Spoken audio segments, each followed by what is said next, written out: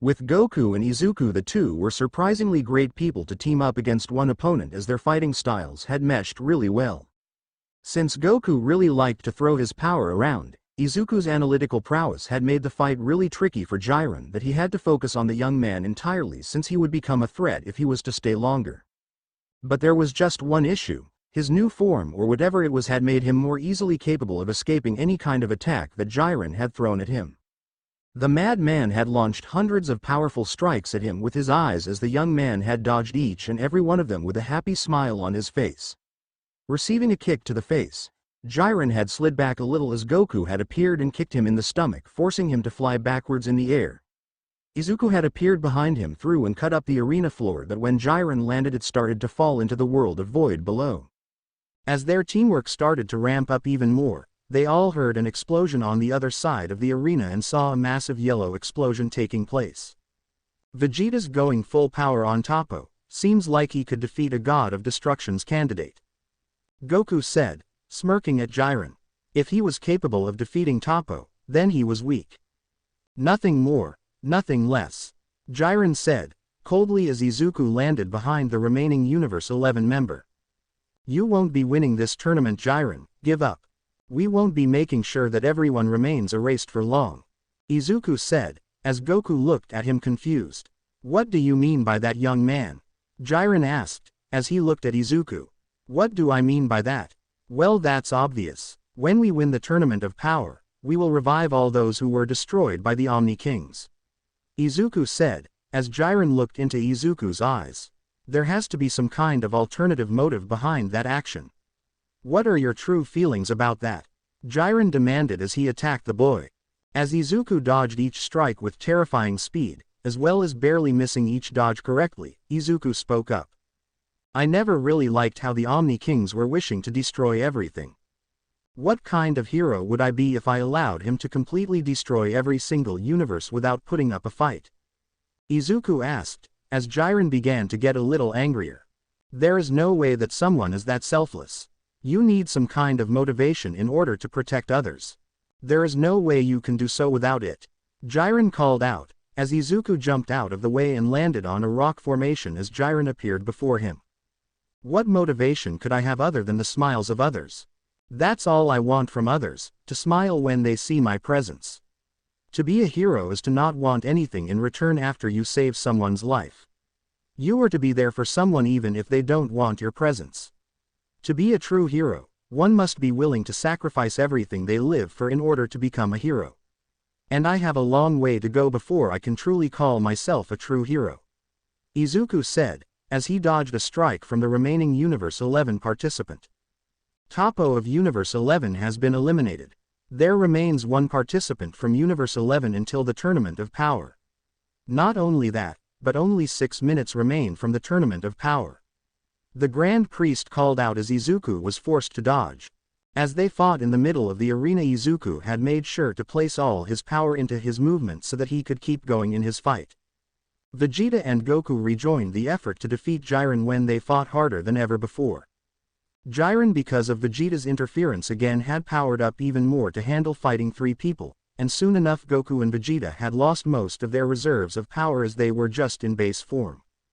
As Goku had been knocked out in the arena, Vegeta and Izuku were all that were seemingly left before Jiren's eyes. And as Vegeta, with as little power as he could, attack Jiren, Izuku joined in the attacks as they both made Jiren think faster. But eventually Vegeta was eliminated from the Tournament of Power since he just couldn't keep fighting anymore as he ran through all his reserves and gave his last amount of power to Goku.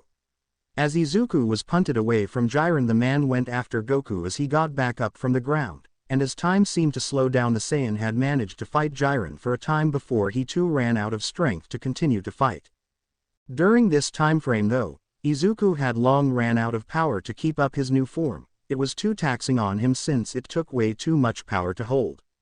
He was currently holding his quirk's power at 100% power just to stay in the fight. With all the added quirks that came with his base quirk of One for All, he had managed to stay in the arena. And just as Goku was about to be defeated, he showed a power he hadn't shown ever since Caulifla had shown up in the arena. Ultra Instinct. Although it seemed to be the less powerful version of it, and as Goku took his fight to Jiren, it would only be a matter of time before he lost it again. So Izuku, using his full power as a human, had launched into the fight as well in order to provide as much support to Goku as possible. But with Jiren's power as well as speed, it was a losing battle for Izuku. As soon as he was able to land a punch on Jiren's back, he used gear shift in order to increase both his power as well as speed of which the attack landed. Jiren was sent flying across the arena because of this ability that Izuku showed to everyone who looked on in shock as well as intrigue. What kind of power was that? I thought he was part Saiyan like Goku's son over here. Universe 11's God of Destruction asked. That was the power he was born with from what we know.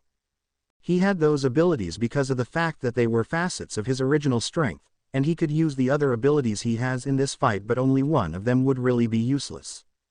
Vegeta spoke up as the God of Destruction had looked over. And what ability is that? He asked, as Vegeta smirked. The ability to fly. And as they looked back at the battle, Jiren and Goku were in the air, as Izuku blasted Jiren with air pressure strikes that he flicked at the man from below. Using air pressure strikes, that is rubbish against Jiren's strength as well as defenses. The god said, as Vegeta looked at him.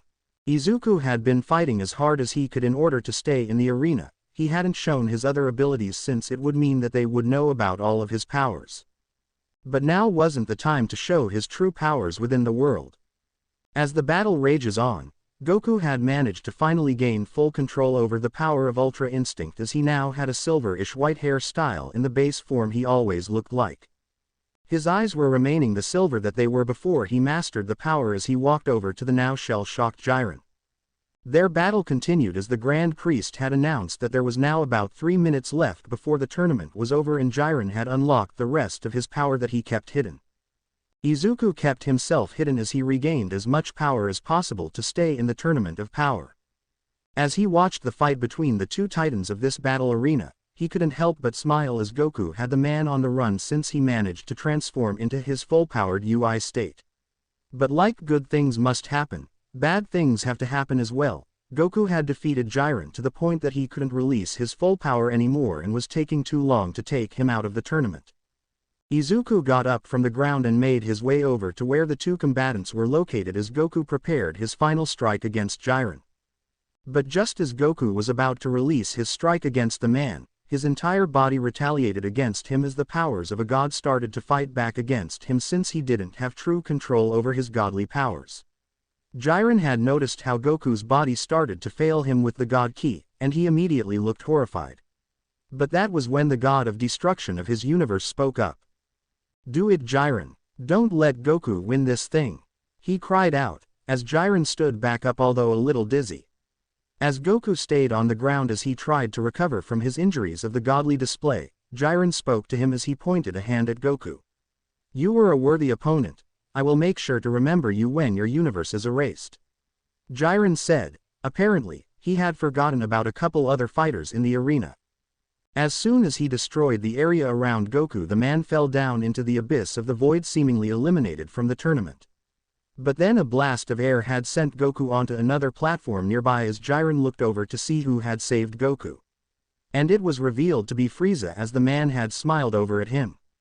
"Can't let you do that, Jiren." Frieza laughed. Android 17 revealed himself to still be alive after the explosion he did to keep Jiren's attack at bay from Goku and Vegeta's injured forms earlier in the tournament. Powering up, both of them were not prepared to watch as Jiren went to attack them before being grabbed up in black whips. Looking up above them, they found Izuku seemingly floating in the air as they saw that his black appendages were sticking him to another platform nearby. "This battle has gone on long enough, Jiren. Universe 7 will win this thing, even if we have to eliminate ourselves to take you out."